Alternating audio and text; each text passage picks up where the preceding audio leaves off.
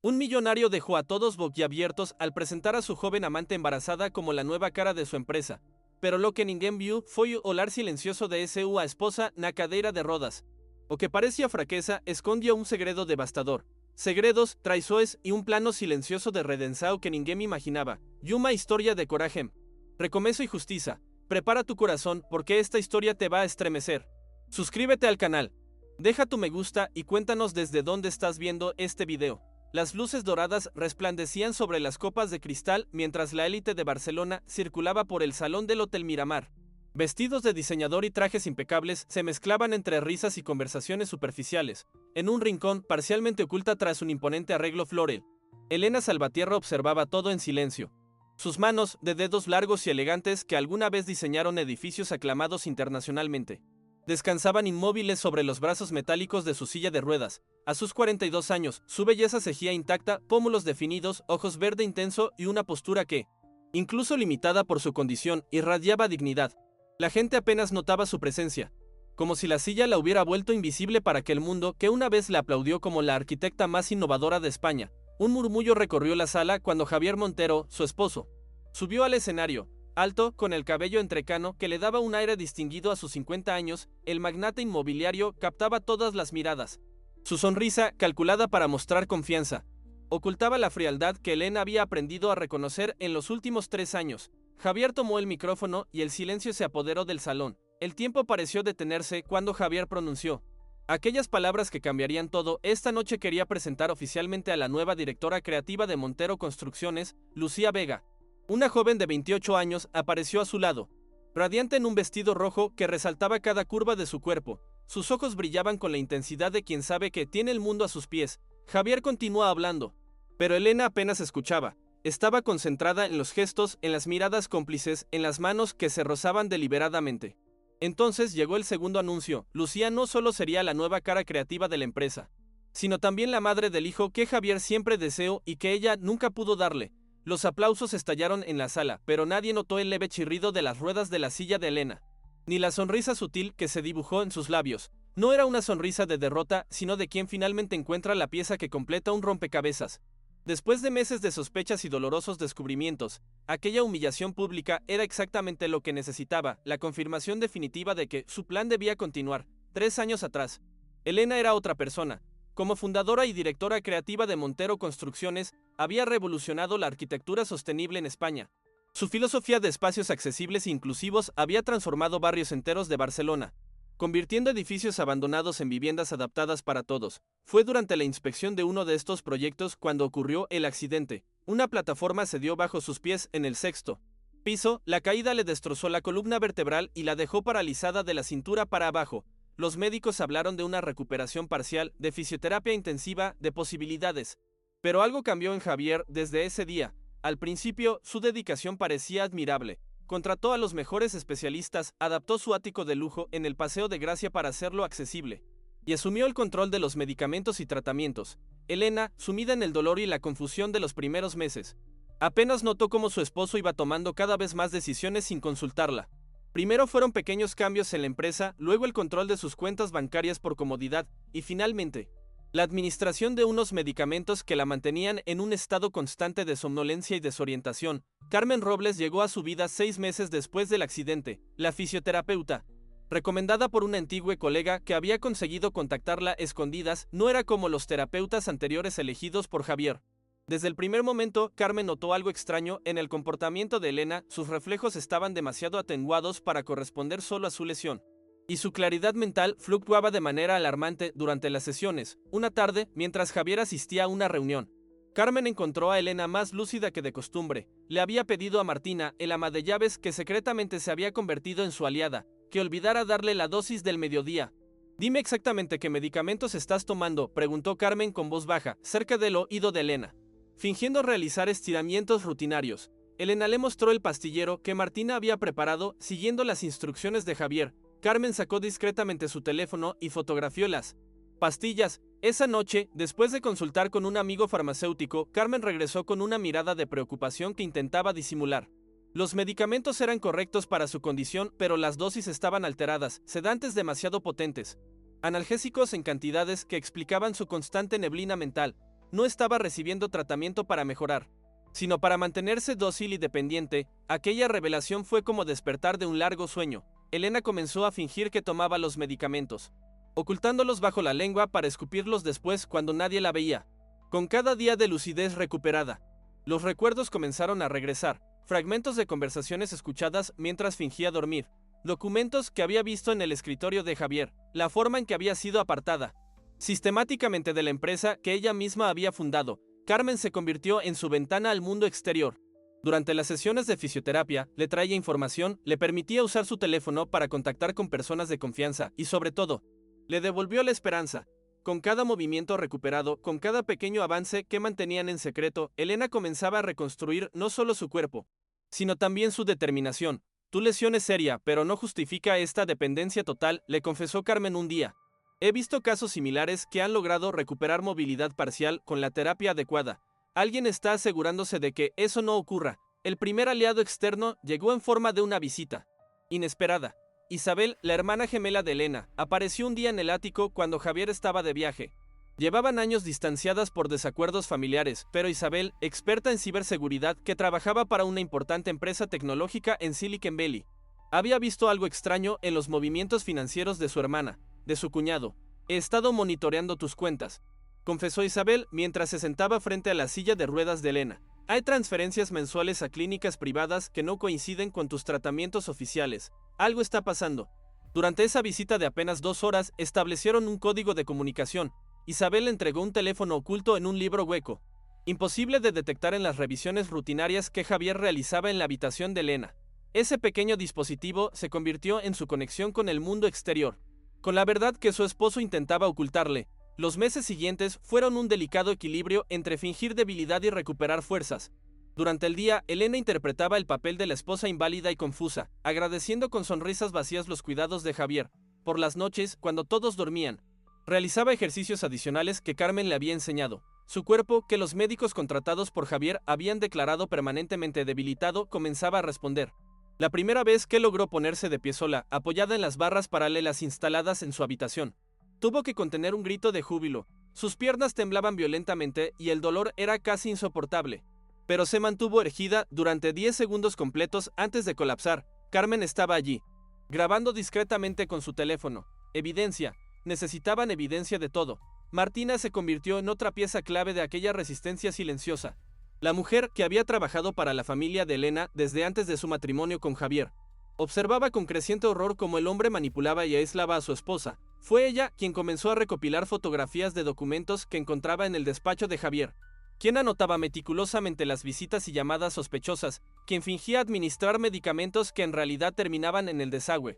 A través de Isabel, Elena pudo contactar con Rafael Ordóñez, un antiguo colega arquitecto que había trabajado en el proyecto donde ocurrió su accidente. Las conversaciones, siempre breves y codificadas, revelaron información inquietante. La plataforma que colapsó bajo sus pies había sido marcada como defectuosa una semana antes. El informe de seguridad había llegado directamente a la mesa de Javier, quien ordenó continuar con el cronograma sin realizar las reparaciones necesarias.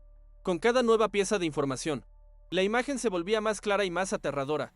No había sido un simple descuido, no había sido mala suerte. Javier había visto una oportunidad en aquel informe de seguridad ignorado, una oportunidad para librarse de una esposa que había comenzado a cuestionar algunas decisiones empresariales, especialmente aquellas relacionadas con el desvío de fondos del programa social que ella había creado para proyectos de accesibilidad.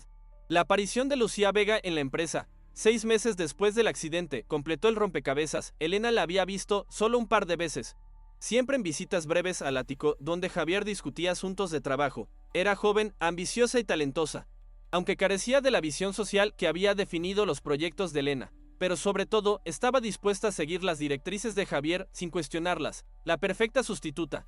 Una noche de invierno, mientras Javier asistía a una cena de negocios, Isabel visitó nuevamente a su hermana. Esta vez traía consigo algo más que sospechas, pruebas concretas, fotografías de Javier y Lucía saliendo juntos de una clínica de fertilidad, documentos que revelaban cuentas en paraísos fiscales, correos electrónicos donde discutían cómo reestructurar la empresa una vez que Elena no estuviera en condiciones de reclamar su parte.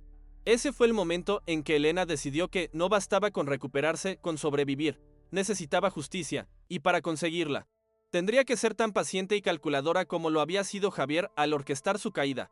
El tercer aliado llegó en forma de Alejandro Méndez, un abogado especializado en derechos humanos y causas sociales. Elena lo había conocido años atrás cuando su fundación colaboraba con proyectos de viviendas para personas con discapacidad. Contactarlo fue un riesgo calculado. Si Javier descubría que estaba consultando a un abogado, toda la fachada se vendría abajo. Por eso, las reuniones se realizaban durante las supuestas sesiones de fisioterapia extendidas en un consultorio médico proporcionado por una doctora amiga de Carmen. «Tienes un caso fuerte», le confirmó Alejandro después de revisar todas las pruebas recopiladas. No solo por el intento de apartarte de tu empresa mediante manipulación médica, sino potencialmente por negligencia criminal en el caso del accidente. Pero necesitamos más pruebas, especialmente sobre la medicación alterada. Durante la primavera, Elena experimentó más que el renacer de la naturaleza. Su propio cuerpo parecía despertar de un largo invierno. Ya podía mantenerse de pie durante varios minutos, dar algunos pasos con ayuda de un andador cuando nadie la veía. Carmen estaba asombrada por sus progresos, pero también preocupada. «Debes seguir teniendo cuidado», le advertía constantemente. «Si Javier sospecha que estás mejorando, podría aumentar las dosis o cambiar de estrategia. Recuerda que cree tenerte completamente controlada». La oportunidad de acceder a más información llegó de manera inesperada. Javier anunció un viaje de negocios de 2 semanas a Dubái. Era la ventana más larga que habían tenido hasta entonces.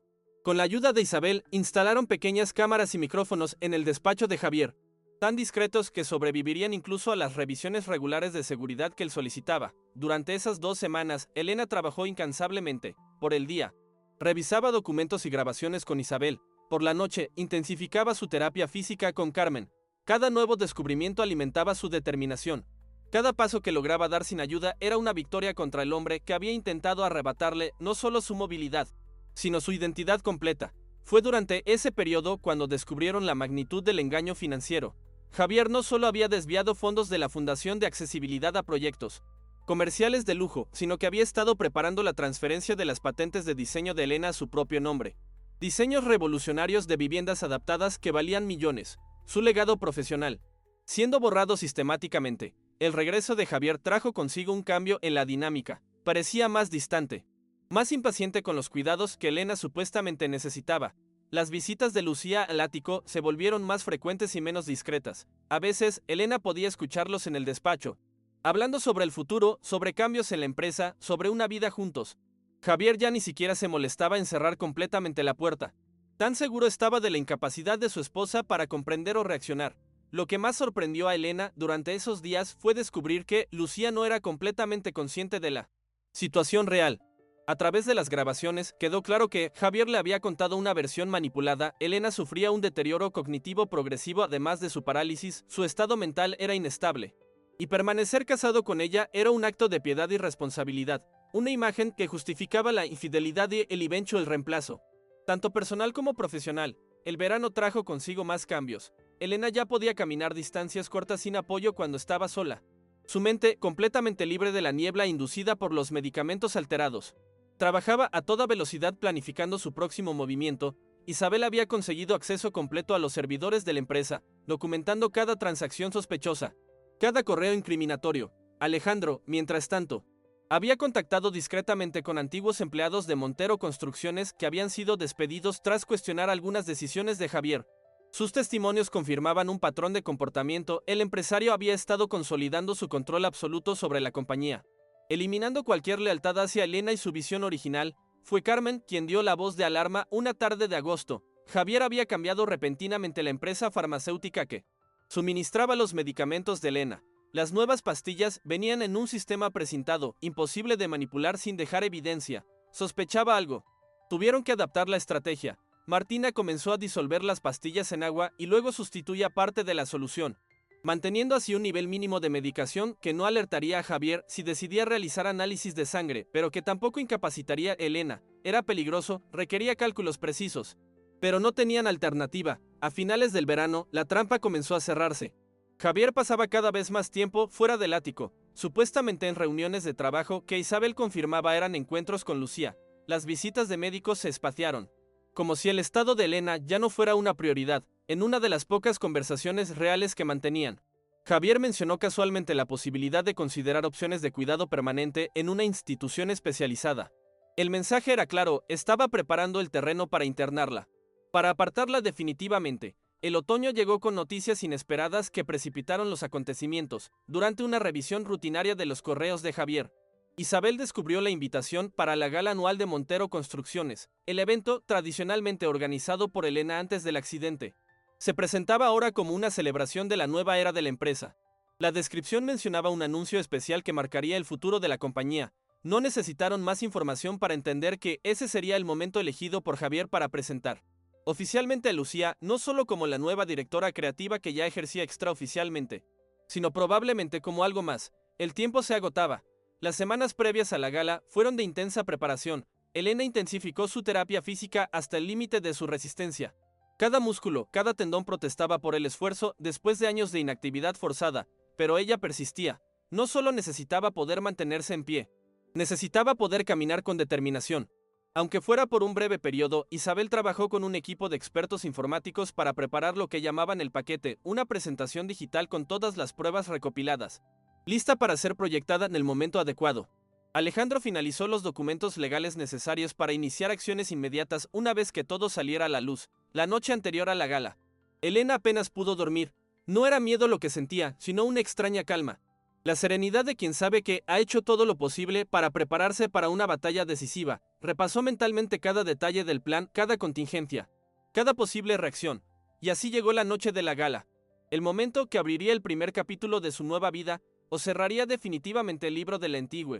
Elena observaba a los invitados con atención, reconociendo a antiguos colegas, socios comerciales, incluso amigos que habían dejado de visitarla gradualmente. Muchos le dedicaban miradas de lástima, otros simplemente la ignoraban.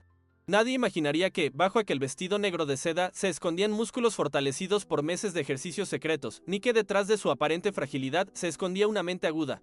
Calculando cada movimiento como en un tablero de ajedrez, Martina se acercó discretamente, fingiendo ajustar la manta sobre sus piernas mientras deslizaba un pequeño auricular en su mano. Elena lo colocó en su oído, oculto por su cabello suelto.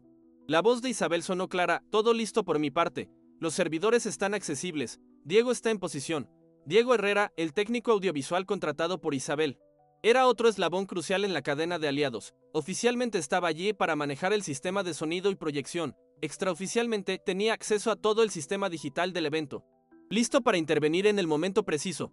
Mientras Javier y Lucía recibían felicitaciones de los invitados, Elena notó la llegada discreta de Carmen al salón, la fisioterapeuta. Elegante en un vestido azul marino que nunca habría podido permitirse con su salario, representaba otra inversión necesaria. Se sentó en una mesa cercana, junto a Alejandro, quien fingía ser su acompañante. Sus miradas se cruzaron brevemente con la de Elena. Estaban listos. El reloj marcaba las 9:30 cuando Javier tomó nuevamente el micrófono. Su voz, amplificada por los altavoces, llenó la sala con un anuncio sobre la nueva dirección que tomaría la empresa, centrada en proyectos de lujo y exclusividad. Una visión que contradecía completamente los principios fundacionales de accesibilidad e inclusión que Elena había establecido.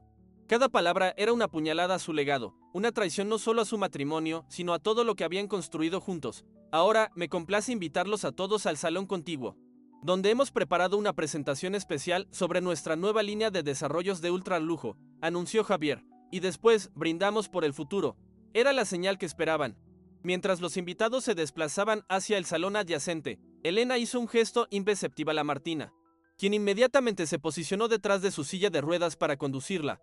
No siguieron a la multitud hacia el salón principal, sino que tomaron un desvío por un corredor lateral, una ruta alternativa que habían memorizado durante las semanas previas. Carmen y Alejandro se separaron discretamente del grupo, siguiendo sus propios caminos predeterminados. El salón de presentaciones era una obra maestra de decoración minimalista, paredes blancas, iluminación estratégica y una pantalla gigante donde ya se proyectaban imágenes de edificios lujosos.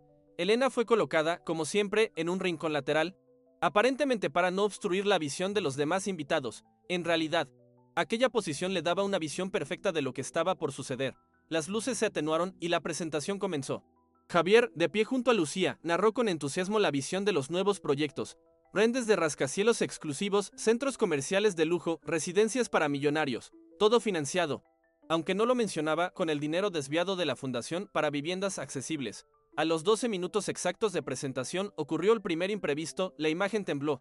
Se congeló por un instante. Javier frunció el ceño, pero continuó hablando como si nada hubiera pasado.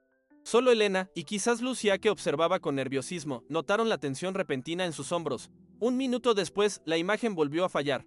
Esta vez durante varios segundos. Disculpen los problemas técnicos, sonrió Javier con una calma forzada. Continuemos. Pero cuando intentó avanzar a la siguiente diapositiva, la pantalla se oscureció por completo. Un murmullo de confusión recorrió la sala. Javier miró hacia la cabina técnica, donde Diego fingía trabajar frenéticamente para solucionar el problema, a través del auricular. Elena escuchó la voz de Isabel, entrando ahora. La pantalla se iluminó nuevamente, pero lo que apareció no eran los lujosos edificios que Javier había preparado. En su lugar, un documento escaneado ocupaba toda la superficie, el informe de seguridad ignorado, fechado una semana antes del accidente de Elena, con la firma de Javier al pie, autorizando continuar la obra sin reparaciones. Un silencio sepulcral cayó sobre la sala. Javier se quedó paralizado, mirando la imagen con incredulidad. Antes de que pudiera reaccionar, el documento fue reemplazado por otro, informes médicos alterados con anotaciones que evidenciaban la manipulación de los medicamentos, y luego, fotografías de Javier y Lucía saliendo de la clínica de fertilidad, fechadas cuando Elena supuestamente aún recibía tratamiento para intentar concebir. ¿Es un error? ¿Es algún tipo de sabotaje?, balbuceó Javier, buscando frenéticamente el control de la presentación. Un hackeo, esto es. Su voz fue ahogada por la siguiente imagen. Extractos bancarios que mostraban desvíos millonarios del Fondo de Accesibilidad hacia cuentas personales, y junto a ellos, correos electrónicos entre Javier y algunos miembros de la junta directiva, discutiendo cómo neutralizar a Elena después del accidente, cómo tomar el control completo de la empresa aprovechando su condición. Elena observaba las reacciones a su alrededor. Algunos invitados miraban con horror, otros con confusión. Lucía había retrocedido varios pasos, alejándose instintivamente de Javier. Su rostro pálido como el papel. Quizás ella tampoco conocía toda la verdad. Las luces se encendieron repentinamente, en la puerta principal del salón. Alejandro apareció flanqueado por dos oficiales de policía, en la entrada lateral. Carmen esperaba con la puerta abierta hacia un corredor vacío. Era el momento. Con un movimiento fluido que nadie esperaba, Elena retiró la manta de sus piernas. Sus manos se apoyaron firmemente en los brazos de la silla, y entonces, ante la mirada atónita de todos los presentes, se puso de pie, lentamente, pero sin ayuda alguna. Un jadeo colectivo recorrió la sala. Javier la miraba como si estuviera viendo un fantasma. Su rostro, normalmente controlado y seguro, mostraba ahora una mezcla de confusión y terror. Elena dio un paso hacia adelante y luego otro. Cada movimiento era doloroso, el resultado de meses de terapia secreta y determinación inquebrantable, pero se mantuvo erguida, avanzando lentamente hacia el centro del salón. Quizás debería felicitarte por tu presentación, Javier, dijo con una voz clara y firme que muchos no habían escuchado en años, pero creo que los invitados están más interesados en la mía. Se detuvo en el centro exacto de la sala, donde todos podían verla. La mujer invisible había salido de las sombras, y su presencia era ahora imposible de ignorar. Durante 3 años has construido tu imperio sobre mis diseños robados, mi dinero desviado y mi supuesta incapacidad, continuó Elena. Cada palabra medida y clara. Pensaste que una caída podría silenciarme, que unos médicos comprados y unas pastillas manipuladas podrían convertirme en una sombra. Te equivocaste. Javier intentó interrumpir, avanzar hacia ella, pero los oficiales de policía se movieron simultáneamente, bloqueando su camino. No soy yo quien necesita una silla de ruedas hoy. Javier, es tu imperio el que se está derrumbando, añadió Elena. En las siguientes 2 horas, el Hotel Miramar se convirtió en escenario de un acontecimiento que la prensa describiría después como el colapso más dramático de una carrera empresarial en la historia reciente de Barcelona. Los oficiales de policía, provistos de órdenes judiciales gestionadas previamente por Alejandro, comenzaron a recoger equipos informáticos y documentos. Los invitados, convertidos en testigos involuntarios, fueron abandonando el lugar en pequeños grupos, llevando consigo la historia que pronto correría como pólvora en los círculos empresariales de la ciudad. Lucía desapareció en medio de la confusión, evitando las cámaras que ya comenzaban a llegar. Alertadas por filtraciones estratégicas, Javier fue escoltado a una sala privada para un interrogatorio preliminar, y Elena, tras su momento de triunfo público, fue conducida discretamente por Carmen hacia una salida lateral. El esfuerzo de mantenerse en pie durante tanto tiempo había consumido casi todas sus fuerzas. Necesitaría la silla de ruedas para salir del edificio, pero ya no como símbolo de su prisión, sino como una herramienta temporal en su camino hacia la recuperación total. La siguiente semana transcurrió como un torbellino. La historia de Elena Salvatierra, la arquitecta silenciada que había documentado meticulosamente el sabotaje de su esposo, ocupó portadas y noticieros. Las pruebas eran demasiado contundentes para ser ignoradas. El accidente no solo había sido resultado de negligencia, sino potencialmente planificado. La manipulación médica estaba documentada con testimonios de farmacéuticos y análisis independientes. El desvío de fondos podía rastrearse claramente en los registros bancarios que Isabel había conseguido. Montero Construcciones enfrentaba ahora una crisis sin precedentes. Inversionistas retiraban su apoyo, clientes cancelaban contratos, la cotización en bolsa se desplomaba. La empresa, que Javier había intentado reestructurar a su imagen, estaba al borde del colapso, arrastrando consigo su reputación y su libertad. Para Elena, sin embargo, la victoria pública era solo el comienzo de un camino mucho más personal y complejo. Instalada temporalmente en un apartamento seguro proporcionado por Alejandro, continuaba con su terapia intensiva bajo la supervisión de Carmen. Cada día lograba mantenerse en pie un poco más, caminar distancias ligeramente mayores. El daño en su columna era real y algunas limitaciones probablemente serían permanentes, pero estaba a años luz de la invalidez total que Javier había fabricado. Isabel se había convertido en su guardiana tecnológica, monitoreando la repercusión mediática, gestionando peticiones de entrevistas, bloqueando intentos de hackeo a sus cuentas personales. La hermana, que había estado ausente durante años, ahora compensaba el tiempo perdido con dedicación absoluta. Fue durante aquellos días cuando Elena descubrió algo que no había anticipado: el vacío que sigue a la venganza. Durante 3 años, cada pensamiento, cada esfuerzo había estado dirigido a un solo objetivo: exponer la verdad, hacer justicia. Ahora que lo había conseguido, enfrentaba la pregunta que no se había permitido contemplar: ¿qué haría después? Una tarde, mientras revisaba noticias sobre la situación legal de Javier con Alejandro, recibió una llamada inesperada. Era Rafael Ordóñez, su antiguo colega que había proporcionado información crucial sobre el accidente. «Necesito verte, Elena. Hay algo que debes saber». El tono de Rafael, usualmente calmado y profesional, transmitía una urgencia inquietante. Acordaron reunirse en el apartamento esa misma noche. Isabel insistió en estar presente, desconfiada de cualquier contacto externo mientras la situación seguía siendo volátil. Rafael llegó a las 8, cargando un maletín de cuero gastado y ojeras profundas que hablaban de noches sin sueño.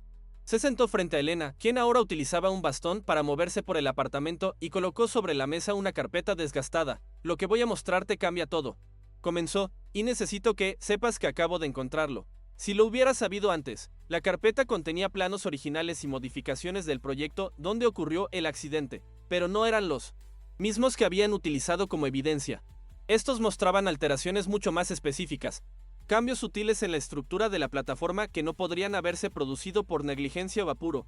«Alguien saboteó deliberadamente esa plataforma», explicó Rafael con voz temblorosa. «No solo se ignoró el informe de seguridad, hubo modificaciones activas para que colapsara bajo cierto peso, tu peso». Específicamente, Elena sintió que el aire abandonaba sus pulmones.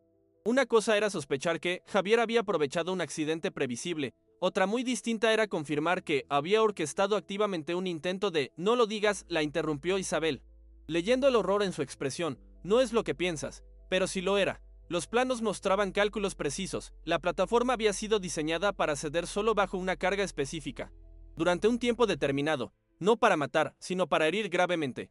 Un accidente que parecería negligencia, pero que estaba meticulosamente planificado. «¿Quién más lo sabe?», preguntó Elena, su voz apenas un susurro. «Nadie», respondió Rafael. «Encontré estos documentos en un archivo secundario. Durante la revisión exhaustiva que ordenó el juez, ni siquiera creo que Javier supiera de su existencia. Quien hizo esto fue muy cuidadoso». Durante las horas siguientes, revisaron cada detalle de los nuevos documentos. Una firma digital casi invisible, un código de identificación que no correspondía a los protocolos habituales de la empresa, pequeñas anomalías que, juntas, formaban un patrón perturbador. «Esto va más allá de Javier», concluyó Isabel. «Alguien más está involucrado, alguien con conocimientos técnicos muy específicos». La revelación abrió una nueva dimensión en la investigación. Ya no se trataba solo de un esposo manipulador intentando controlar la empresa. Había un plan más elaborado, con ramificaciones que quizás aún no habían descubierto por completo. A la mañana siguiente, mientras Elena intentaba procesar la nueva información, Alejandro llegó con noticias igualmente desconcertantes. Durante los interrogatorios preliminares, Javier había mantenido una actitud sorprendentemente tranquila para alguien cuyo mundo se desmoronaba. No solo eso, había solicitado específicamente hablar con Elena, solo con ella. «Es una trampa», afirmó Isabel categóricamente. «Quiere manipularte una vez más». «No lo sé», respondió Alejandro. «Los psicólogos forenses que lo evalúan dicen que parece genuinamente confundido por algunas de las pruebas, como si no reconociera todo lo que se le imputa». La idea era perturbadora. ¿Era posible que Javier, el arquitecto de su sufrimiento, fuera a su vez una pieza en un juego más grande? ¿O era simplemente otra estrategia de manipulación? Tras horas de debate interno, Elena tomó una decisión. Vería a Javier, pero bajo sus condiciones, en una sala monitoreada, con Alejandro presente. Y solo después de que todos los nuevos documentos hubieran sido procesados y asegurados. No se trataba de conceder un deseo a su verdugo, sino de buscar respuestas que ahora parecían cruciales para su propia seguridad. El encuentro se programó para 3 días después en un despacho neutral dentro de los juzgados. Mientras tanto, Isabel trabajaba incansablemente rastreando el origen de los planos modificados. Su búsqueda la llevó a un descubrimiento inquietante. Los cambios habían sido realizados desde un terminal dentro de la propia empresa, utilizando las credenciales de un empleado que había fallecido 2 semanas después en un aparente accidente automovilístico. Están eliminando testigos, concluyó Isabel con voz grave cuando compartió esta información. Quien esté detrás de esto va varios pasos por delante. Aquella noche, mientras Elena intentaba conciliar el sueño en la habitación segura cuyas ventanas ahora estaban protegidas por un sistema de alarma adicional, su teléfono vibró con un mensaje de un número desconocido. Al abrirlo, sintió que la sangre se congelaba en sus venas. Era una simple línea de texto. Él no trabajaba solo. Yo tampoco. Ten cuidado con quien confías. Adjunta al mensaje había una fotografía, Carmen, su fisioterapeuta y aliada crucial, saliendo de un edificio que Elena reconoció de inmediato. Era la sede de Montenegro Inversiones, el principal competidor de Montero Construcciones y posible beneficiario de su caída. El sueño la abandonó por completo. ¿Era Carmen parte de una conspiración mayor? ¿O estaba siendo manipulada a su vez? La persona en quien había confiado su recuperación física, sus secretos más vulnerables, podría ser una pieza más en aquel tablero mortal. A la mañana siguiente, Elena enfrentaba una decisión imposible: confrontar a Carmen y posiblemente alertar a quienes estuvieran manipulándola, o fingir que no sabía nada mientras investigaba en silencio. La confianza, ese bien tan preciado que había reconstruido cuidadosamente después de la traición de Javier, volvía a fragmentarse.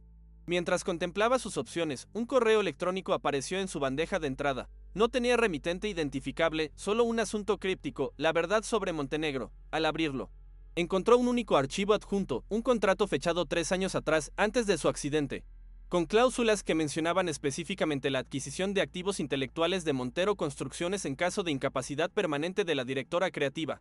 Todo había sido planeado con años de antelación: su accidente, la manipulación médica, el apartamento Greyjoy de la empresa. Pero el plan era más grande que Javier, más complejo que una simple traición matrimonial. Era una operación corporativa fríamente calculada para absorber su trabajo, su visión, su legado. El verdadero enemigo comenzaba a revelarse.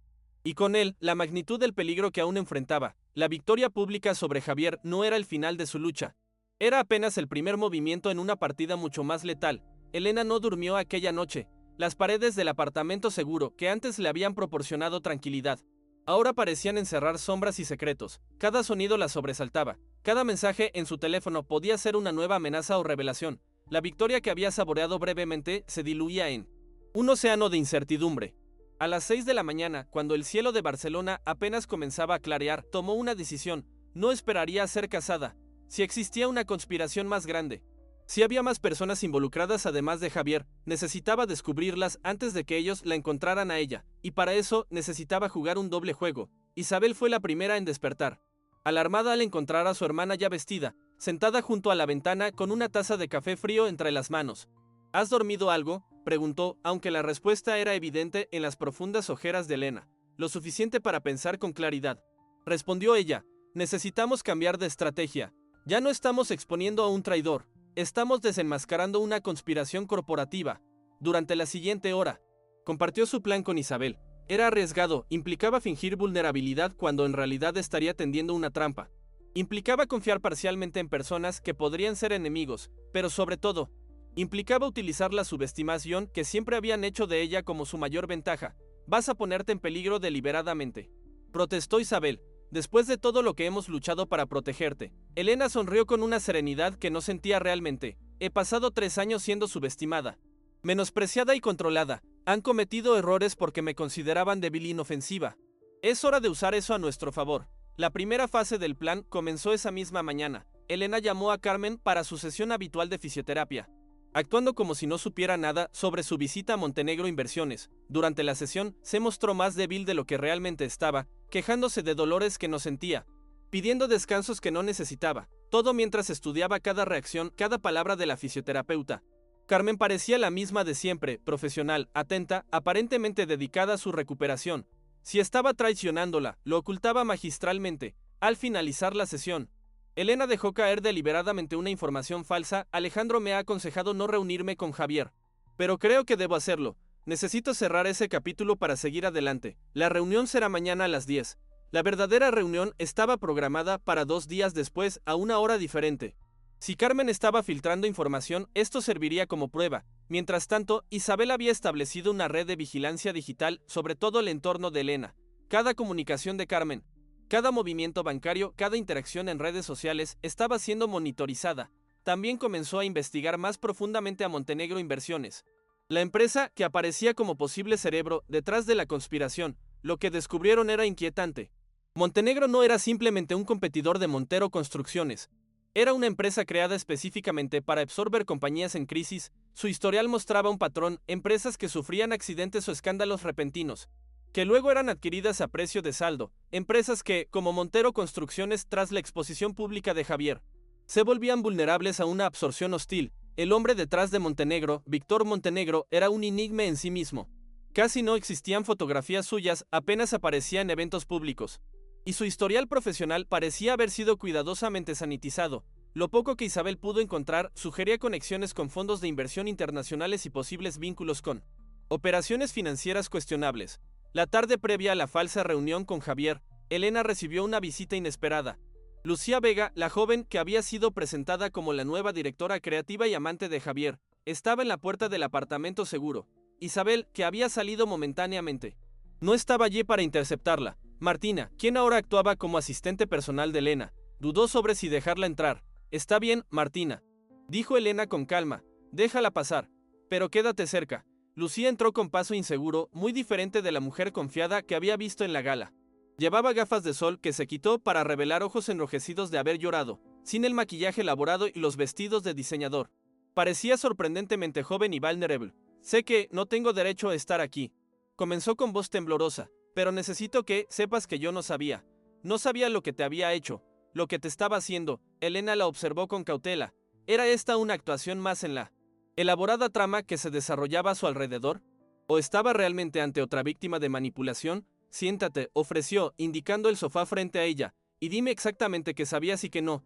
Durante la siguiente hora, Lucía relató una historia que, de ser cierta, la convertía en otra pieza manipulada en el tablero. Javier la había reclutado 2 años atrás, impresionado por sus diseños en una exposición universitaria. Le había ofrecido un puesto como asistente de diseño, mencionando vagamente que su esposa estaba retirándose gradualmente por problemas de salud. Con el tiempo, la relación profesional se volvió personal, siempre bajo la premisa de que el matrimonio de Javier existía solo sobre el papel y que Elena sufría un deterioro cognitivo progresivo. Me dijo que pasaba sus días mayormente sedada, que apenas reconocía a las personas, que los médicos habían recomendado no alterarla con noticias del mundo exterior, explicó Lucía, y yo le creí. Nunca cuestioné por qué no podía visitarte, porque siempre te mantenían aislada. Las lágrimas corrían libremente por su rostro mientras hablaba.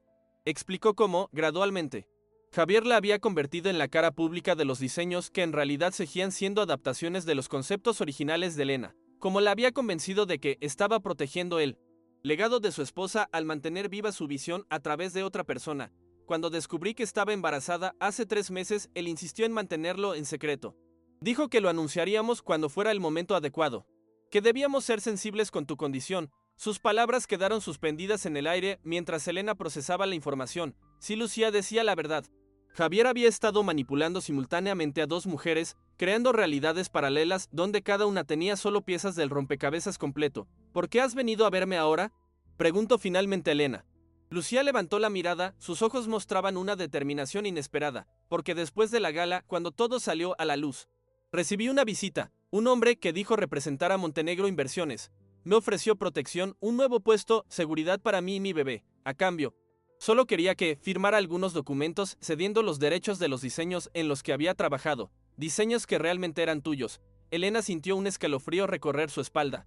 El plan continuaba desarrollándose, adaptándose. Si no podían obtener los diseños a través de Javier y la incapacitación de Elena, intentarían hacerlo a través de Lucía. ¿Firmaste?, preguntó, consciente de que la respuesta podría cambiar completamente el rumbo de los acontecimientos. No, respondió Lucía, por eso estoy aquí.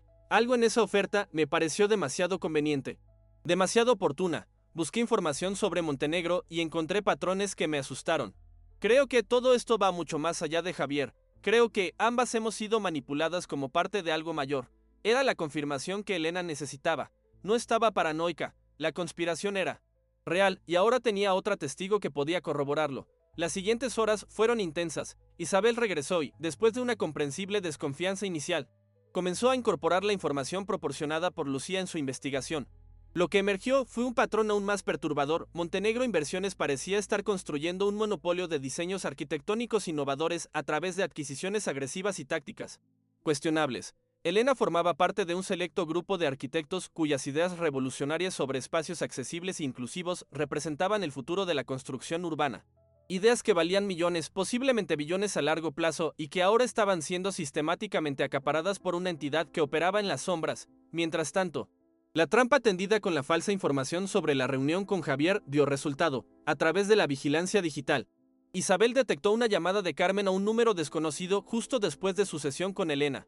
El número, rastreado a través de múltiples servidores, finalmente fue vinculado a una subsidiaria de Montenegro. Carmen estaba definitivamente involucrada, pero ¿hasta qué punto? ¿Era una infiltrada desde el principio o había sido reclutada después? ¿Y qué papel exacto jugaba en la conspiración? La noche antes de la verdadera reunión con Javier, el círculo cercano de Elena se reunió en el apartamento seguro. Isabel, Alejandro, Martina y, ahora, Lucía. Era un grupo dispar unido por circunstancias extraordinarias, cada uno con sus propias heridas y motivaciones. Juntos revisaron lo que sabían y lo que aún necesitaban descubrir. Si Montenegro está detrás de todo esto, lo que realmente quieren son tus diseños, tus patentes, tu visión. Razonó Alejandro. Javier era solo un medio para conseguirlo. Y ahora que ha sido expuesto, buscarán otra vía. Isabel asintió, completando el pensamiento. Primero intentaron incapacitarte física y mentalmente. Cuando empezaste a recuperarte en secreto, cuando reuniste pruebas contra Javier, adaptaron el plan. Ahora probablemente busquen desacreditarte. Cuestionar tu estabilidad mental, cualquier cosa que les permita desafiar legalmente tu reclamo sobre tu propio trabajo. Era una perspectiva aterradora, pero tenía sentido. Si no podían controlarla a través de Javier y la manipulación médica, intentarían destruir su credibilidad públicamente. Su reciente exposición mediática, que había sido su triunfo, podría convertirse en su mayor vulnerabilidad. Necesitamos pruebas concretas que vinculen directamente a Montenegro con el accidente y con la manipulación posterior, concluyó Elena. Y solo hay una persona que puede proporcionarnos esa conexión directa. Todos sabían a quién se refería: Javier Montero. El hombre que había sido su esposo, su socio y luego su carcelero. El hombre que ahora esperaba hablar con ella. Probablemente para ofrecer algún tipo de trato o manipulación final. La pregunta era, ¿sabía Javier que había sido utilizado a su vez? ¿Era consciente del plan completo? ¿O solo de la parte que le correspondía ejecutar? La reunión con Javier tendría lugar en una sala de los juzgados, monitoreada pero con cierta privacidad. Elena se preparó meticulosamente para ese encuentro, no solo física y mentalmente, sino también tecnológicamente. Isabel había desarrollado un sistema de grabación indetectable, integrado en la ropa y accesorios de Elena. Cada palabra, cada gesto sería documentado. La mañana del encuentro amaneció gris y lluviosa, como si Barcelona misma reflejara la gravedad del momento. Elena se vistió con cuidado, eligiendo un traje sobrio pero elegante. Para esta reunión usaría el bastón en lugar de la silla de ruedas. Quería que Javier la viera de pie, capaz, recuperada. Quería que entendiera que ya no tenía poder sobre ella. Alejandro la acompañó hasta el juzgado, donde reporteros y curiosos se agolpaban bajo paraguas, esperando captar alguna imagen de la mujer que había sacudido los cimientos del mundo empresarial barcelonés. El abogado la guió por una entrada lateral, evitando a la prensa, directamente hacia la sala donde Javier esperaba. Elena se detuvo un momento antes de entrar. Respiró profundamente, controlando el torrente de emociones que amenazaba con desbordarla. Rabia, dolor, traición, pero también determinación. No estaba allí como víctima, sino como investigadora. Cada palabra que intercambiara con Javier debía servir a un propósito mayor que la simple confrontación emocional. Cuando finalmente entró a la sala, la imagen de Javier la impactó más de lo que esperaba. El hombre impecablemente vestido y seguro de sí mismo que había conocido durante tantos años ahora parecía disminuido, casi frágil en su traje arrugado y con una barba de varios días. Levantó la mirada cuando la puerta se abrió, y Elena pudo ver la sorpresa en sus ojos al verla caminar con solo la ayuda de un bastón. Siéntate, ordenó ella con una calma que no sentía, invirtiendo los roles que habían definido su matrimonio durante los últimos años. Durante los primeros minutos, ninguno habló. Se estudiaron mutuamente como ajedrecistas evaluando un tablero especialmente complejo. Fue Javier quien finalmente rompió el silencio. «Te ves bien», dijo con una voz ronca, casi irreconocible. «Mejor de lo que esperaba. Mejor de lo que planeaste», corrigió Elena. Ambos sabemos que no es coincidencia. Javier desvió la mirada, un gesto inusual en él, que siempre había mantenido contacto visual como forma de dominación. No todo fue como crees. Murmuró, no todo fue planeado por mí. Era exactamente la apertura que Elena esperaba. Una insinuación de que había más personas involucradas. De que él mismo podría haber sido manipulado en cierta medida. ¿Por quién, entonces? Presionó, manteniendo su voz baja pero firme.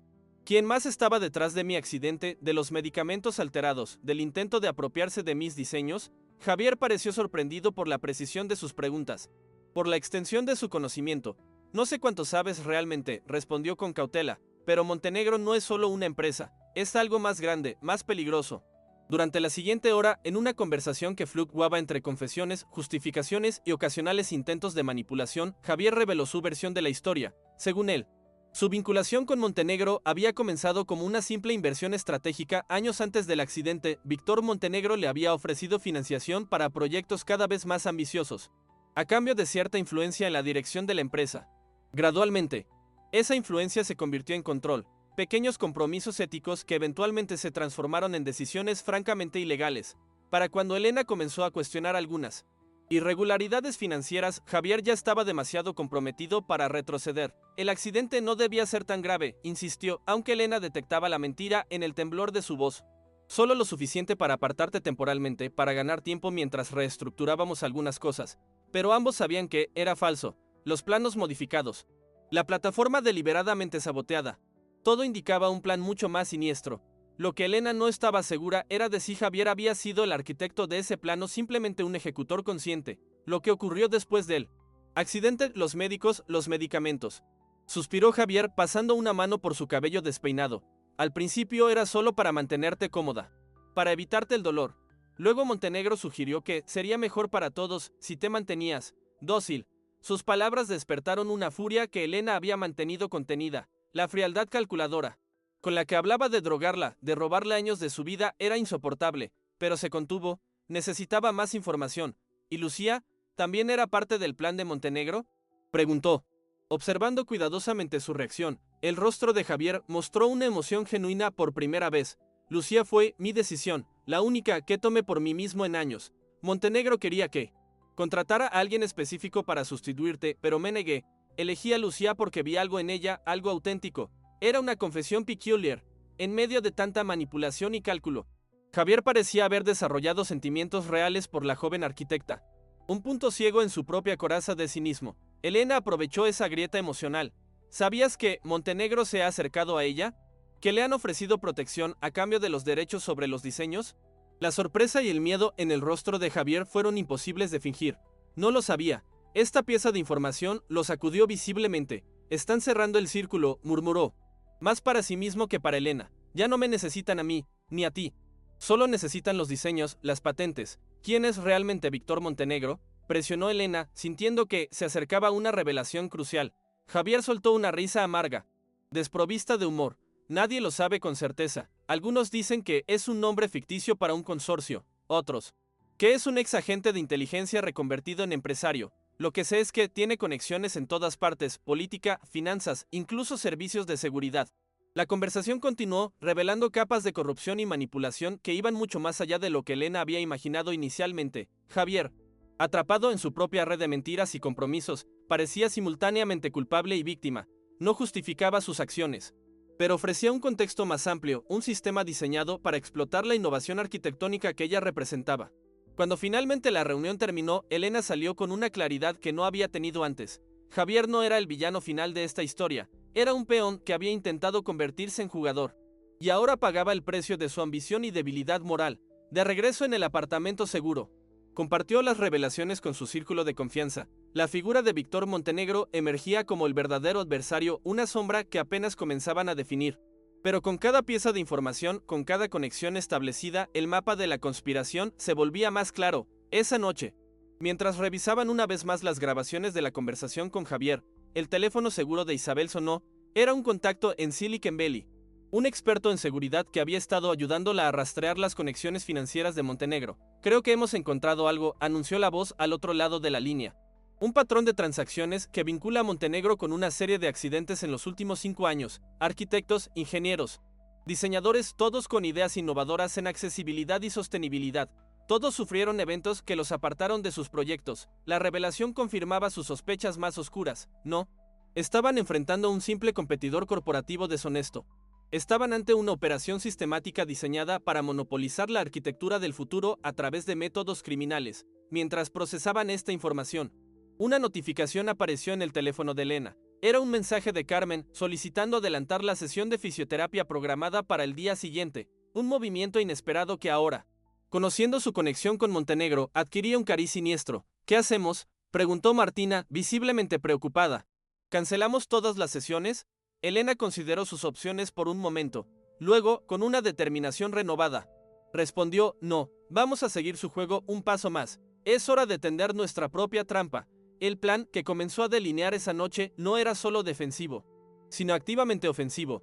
Por primera vez desde que había iniciado esta batalla, Elena sentía que tenía una ventaja, conocía más sobre sus enemigos de lo que ellos creían, y estaba dispuesta a utilizar ese conocimiento para no solo protegerse, sino para desmantelar completamente la red que había intentado destruirla.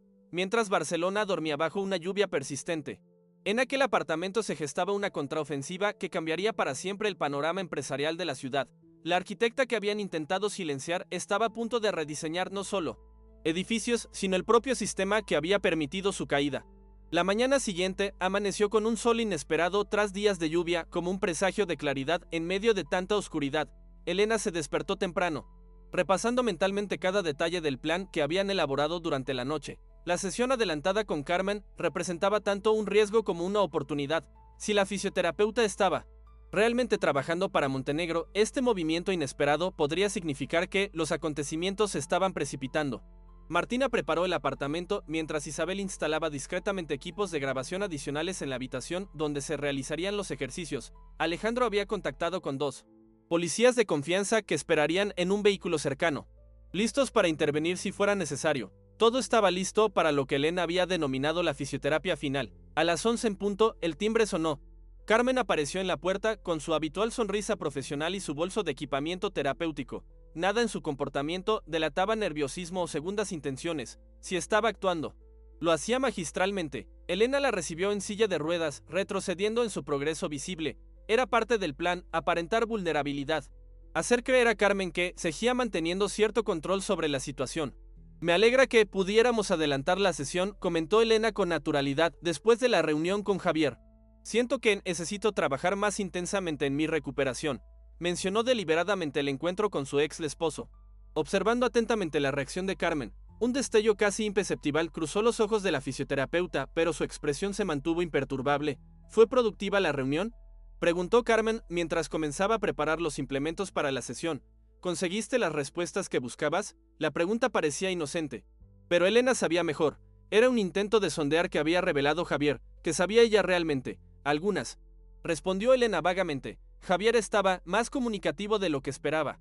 La sesión comenzó normalmente, con ejercicios de estiramiento y movilidad que Elena había realizado cientos de veces.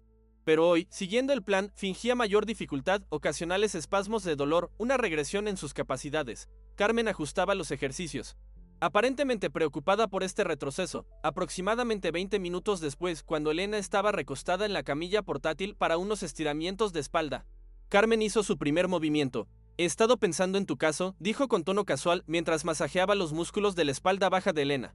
Conozco a un especialista en Suiza que tiene un enfoque revolucionario para lesiones como la tuya. Ha conseguido resultados sorprendentes. Elena sintió un escalofrío que no tenía nada que ver con él. Tacto de Carmen. Comenzaba el juego. ¿Un especialista? ¿Qué tipo de tratamiento ofrece?, preguntó.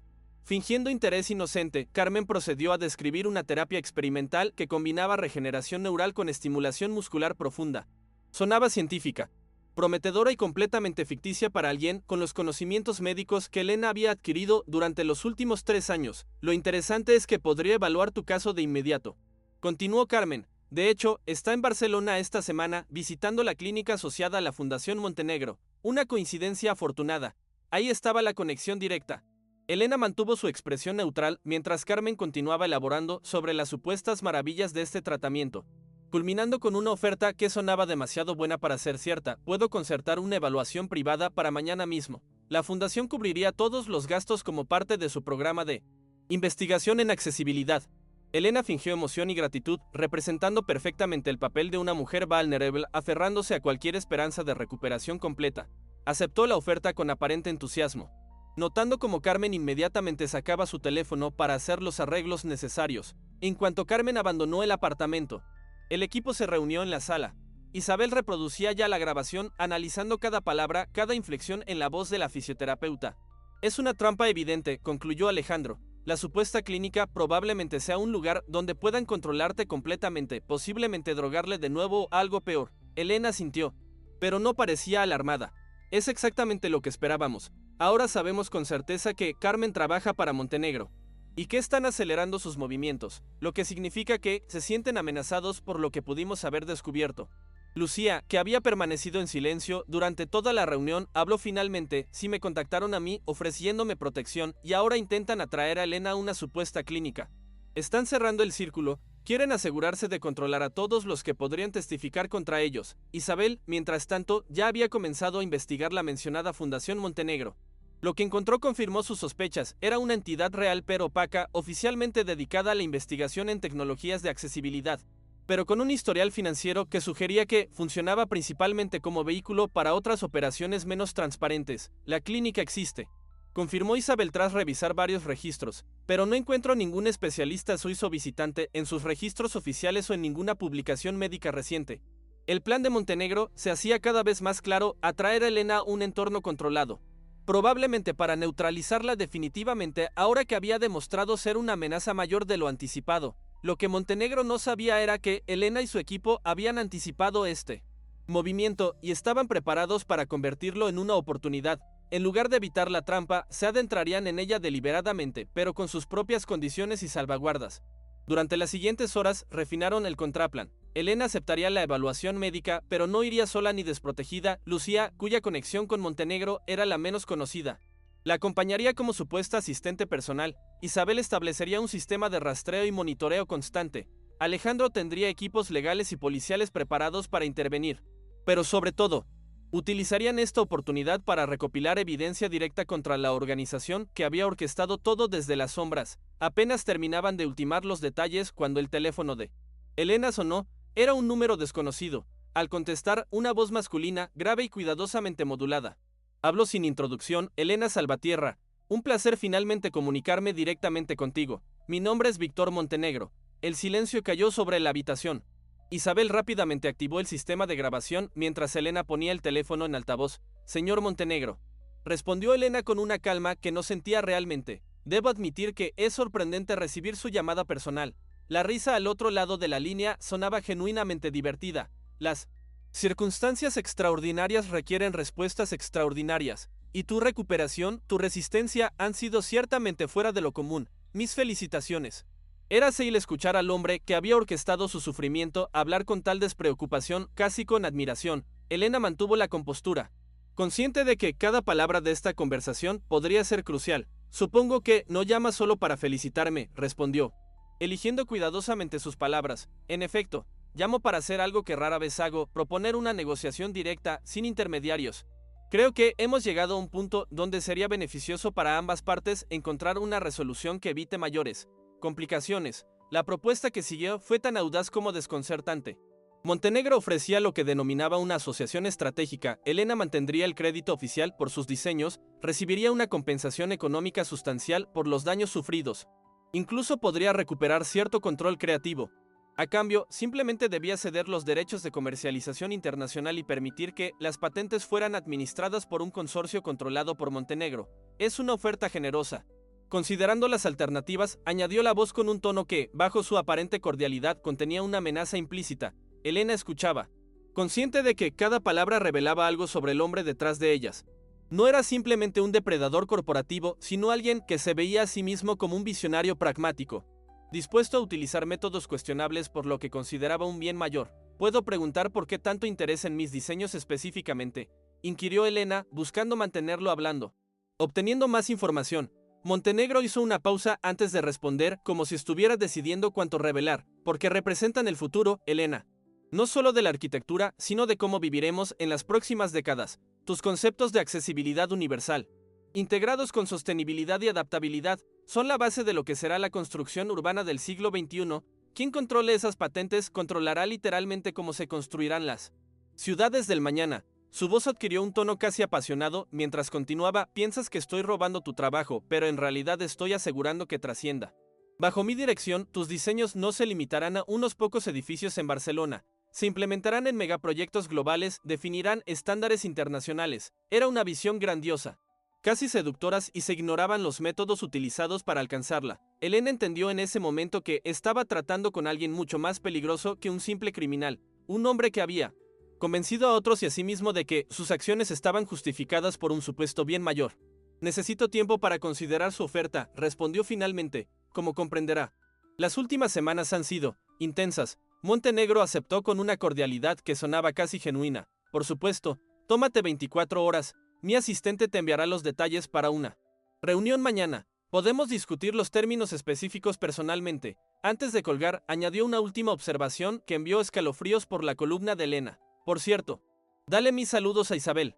Su trabajo en ciberseguridad siempre ha sido impresionante, aunque en esta ocasión sus esfuerzos por ocultar vuestras comunicaciones no han sido del todo efectivos. La llamada terminó, dejando un silencio denso en la habitación. Montenegro no solo conocía la participación de Isabel, sino que insinuaba que había estado monitoreando sus comunicaciones. ¿Qué más sabía? ¿Cuánto de su supuesta ventaja era ilusoria? Isabel ya estaba trabajando en su ordenador, verificando sus sistemas de seguridad, buscando brechas. Esto cambia todo, murmuró Alejandro, pasándose una mano por el cabello con gesto nervioso. Si sabes sobre Isabel, probablemente conozca todo nuestro plan. Elena permaneció en silencio por varios minutos, procesando la conversación. Cuando finalmente habló, su voz tenía una determinación renovada. No, esto no cambia nuestro objetivo, solo nuestra estrategia. Montenegro ha revelado algo crucial. Me necesita. Necesita mi cooperación, mi legitimidad para que su plan funcione completamente. Era cierto, a pesar de todo su poder y recursos. Montenegro buscaba una resolución negociada, lo que sugería que una simple apropiación forzosa no le daría lo que realmente quería. Durante las horas siguientes, el equipo trabajó febrilmente en adaptar su plan a esta nueva realidad. La trampa de la clínica ahora era secundaria. La verdadera oportunidad estaba en la reunión directa con Montenegro. Si podían documentar adecuadamente esa conversación, obtener confesiones o admisiones directas, tendrían pruebas irrefutables contra el cerebro de toda la operación. En medio de estos preparativos, llegó otra sorpresa: un correo de Carmen confirmando la cita en la clínica para esa misma tarde, no al día siguiente como habían previsto. Montenegro estaba acelerando aún más sus movimientos, quizás intentando desequilibrarlos con cambios de horario repentinos. No tenemos tiempo de preparar todo como queríamos, se preocupó Martina, expresando lo que todos pensaban. Elena, sin embargo, vio una oportunidad en esta aparente complicación. Al contrario, esta es nuestra ventaja. Montenegro cree que está un paso adelante. ¿Qué nos está presionando? No espera que estemos preparados para un movimiento tan rápido.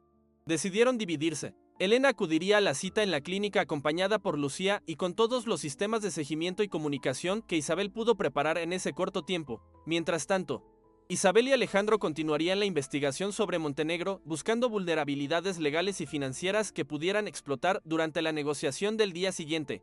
A las 4 de la tarde, un vehículo enviado por la Fundación Montenegro recogió a Elena y Lucía en el apartamento. El conductor, un hombre de aspecto profesional que se presentó como personal de la clínica, no parecía armado ni particularmente amenazante. Sin embargo, Elena notó que tomaban una ruta inusualmente complicada hacia el destino, probablemente para dificultar cualquier seguimiento.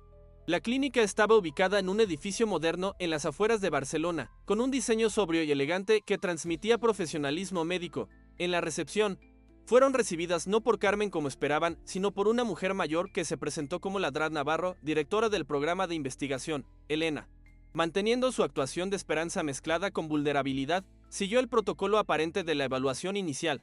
Formularios, preguntas sobre su historial médico, exámenes físicos básicos, todo parecía legítimo en la superficie, pero notaba pequeños detalles discordantes: cámaras demasiado numerosas para un entorno médico extended, personal que parecía más atento a sus reacciones que a sus respuestas médicas y, sobre todo, la ausencia total de otros pacientes. Tras casi una hora de evaluaciones preliminares, Ladrán Navarro anunció que el especialista suizo estaba listo para recibirla.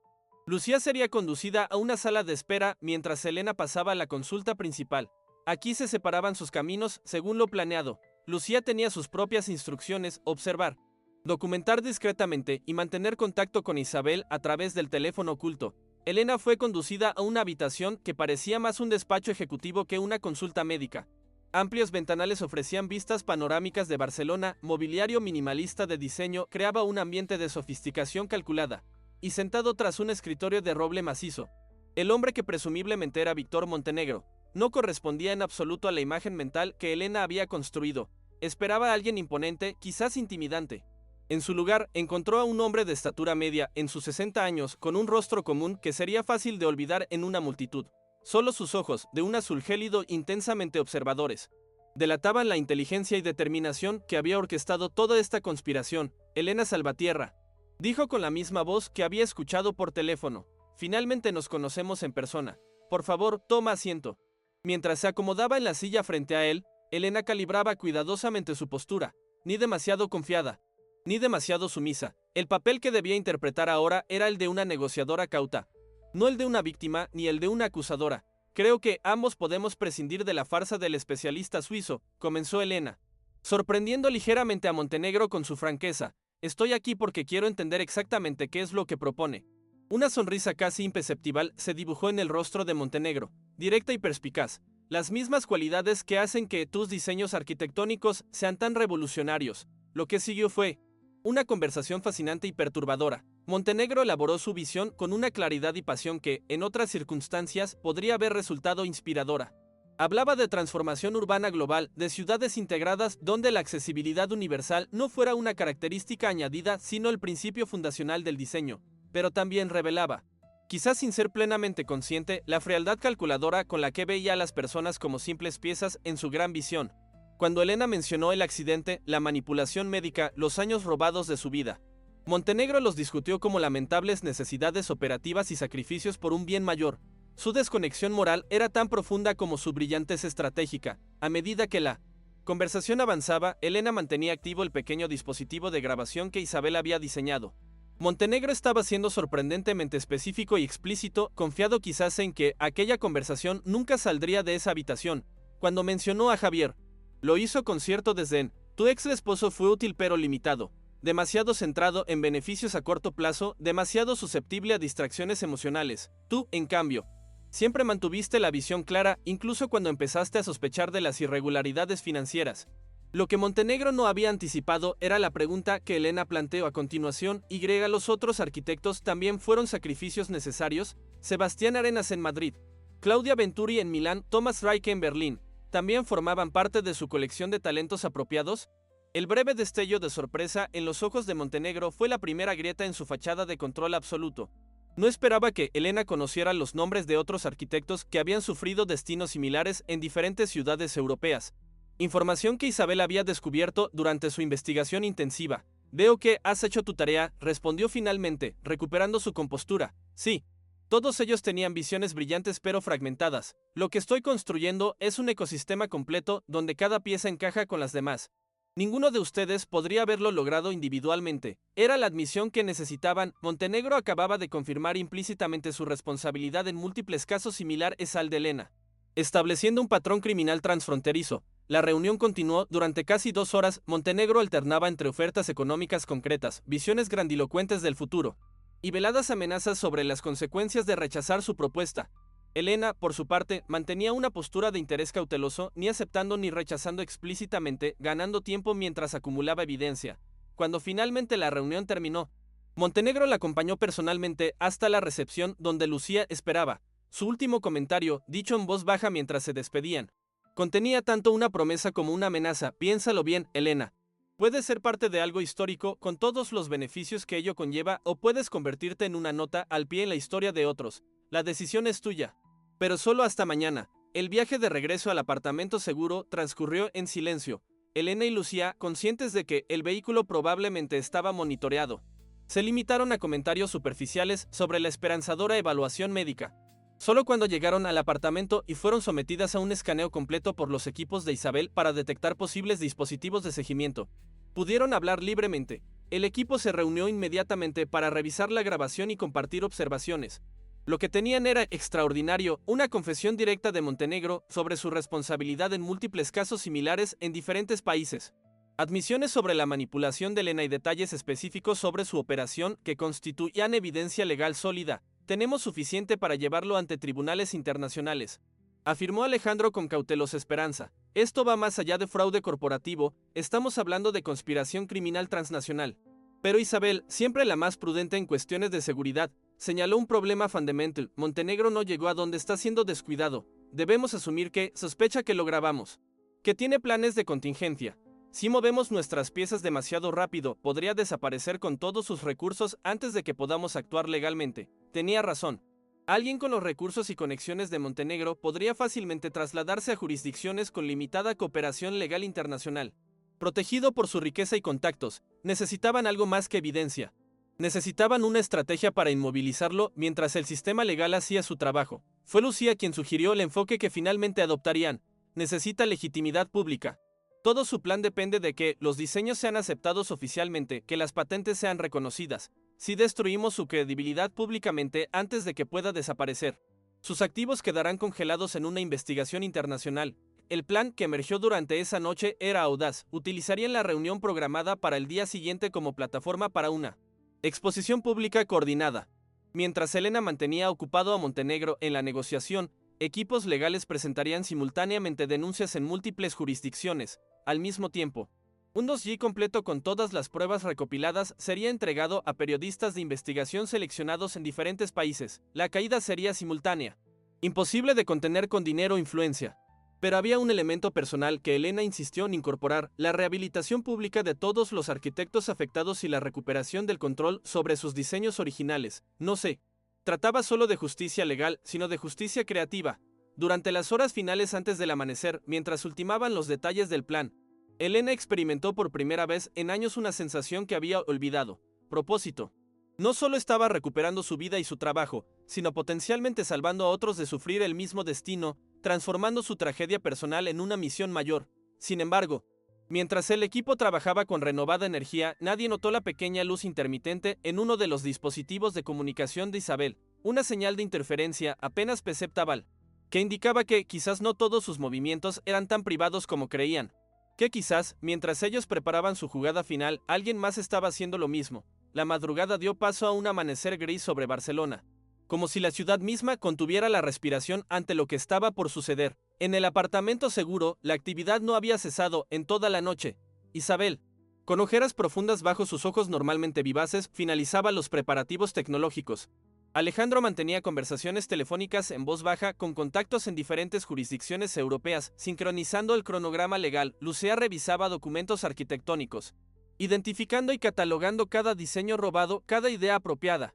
Y Elena, en el centro de aquel torbellino de actividad, permanecía inusualmente quieta, observando la ciudad que despertaba desde la ventana.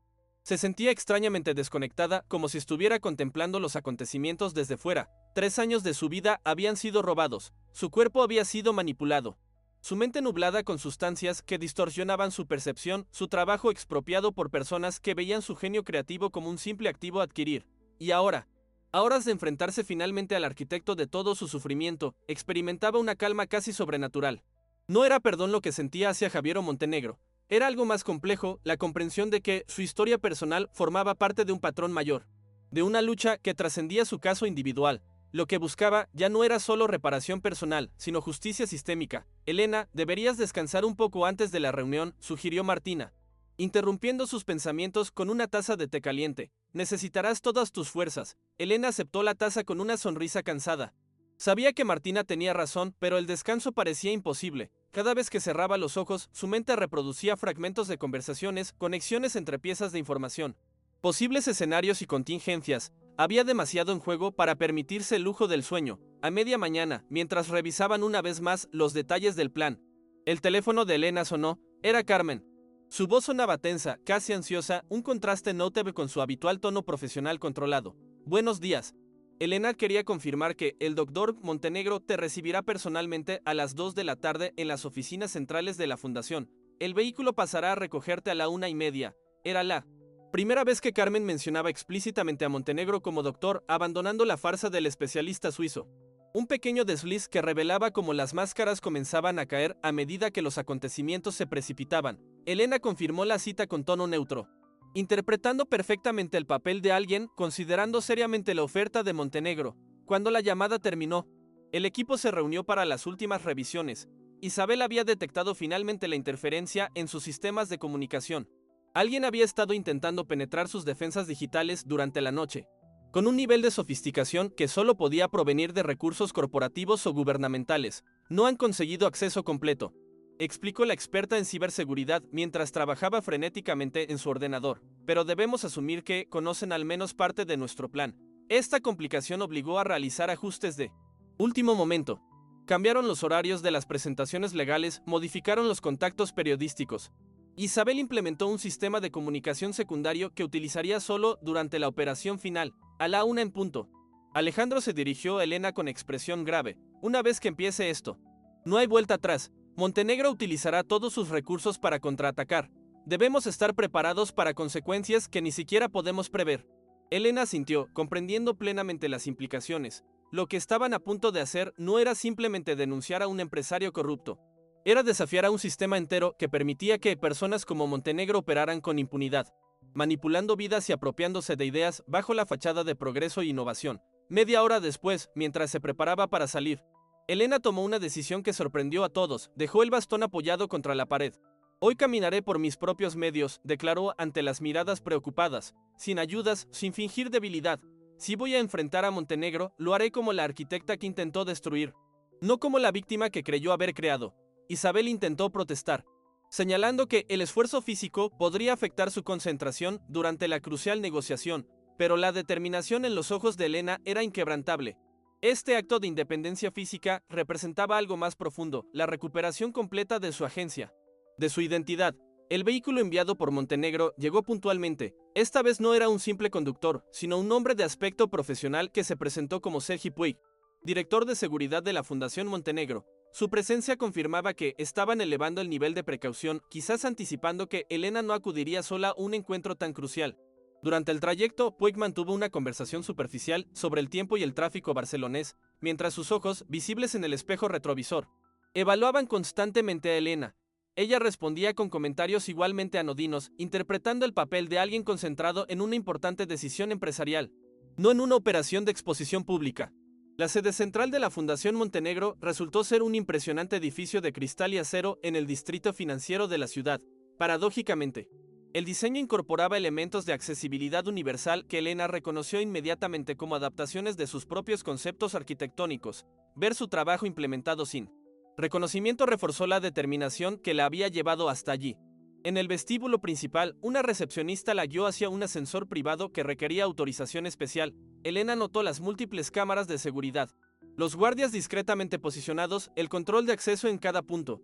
Montenegro no solo era cauteloso, era francamente paranoico. El ascensor la condujo directamente al último piso, donde un asistente la esperaba para escoltarla por un pasillo decorado con fotografías de proyectos arquitectónicos innovadores. Elena reconoció varios de sus propios diseños, así como trabajos de los otros arquitectos que Montenegro había mencionado: Sebastián Arenas, Claudia Venturi, Thomas Reike. Era como una galería de trofeos de sus víctimas, exhibida con un orgullo perverso. Finalmente, el asistente la introdujo en una impresionante sala de conferencias con vistas panorámicas de Barcelona. Montenegro ya estaba allí, junto con 3 personas más: un hombre mayor con aspecto de abogado corporativo, una mujer de mediana edad cuya postura sugería formación militar y, sorprendentemente, Javier. La presencia de su ex esposo desestabilizó momentáneamente a Elena. No había anticipado que Montenegro lo incluiría en esta reunión. Javier parecía disminuido, casi derrotado, evitando su mirada mientras ocupaba una silla en el extremo más alejado de la mesa. Elena, bienvenida, saludó Montenegro, gestionando el espacio como un director de orquesta.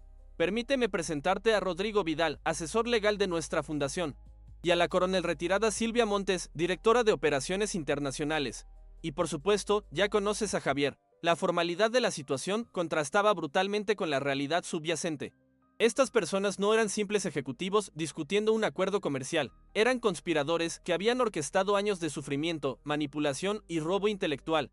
Elena tomó asiento, manteniendo su expresión neutra mientras activaba discretamente el dispositivo de grabación. Isabel le había asegurado que funcionaría incluso en espacios con medidas antirreceptores, gracias a una tecnología experimental desarrollada por sus contactos en Silicon Valley. La presentación comenzó con Montenegro explicando su visión expandida: una red global de desarrollos arquitectónicos basados en principios de accesibilidad universal, sostenibilidad integrada y adaptabilidad social. Utilizó términos grandilocuentes como revolución urbana y democratización del espacio, apropiándose de la retórica social que Elena había desarrollado originalmente para sus propios proyectos. Mientras hablaba, proyectaba imágenes de desarrollos futuros, megalópolis asiáticas, reconstrucciones africanas, expansiones europeas, todo basado en los principios fundamentales que Elena y los otros arquitectos habían pionerizado. Vidal, el abogado, tomó luego la palabra para detallar los aspectos legales y financieros de la propuesta.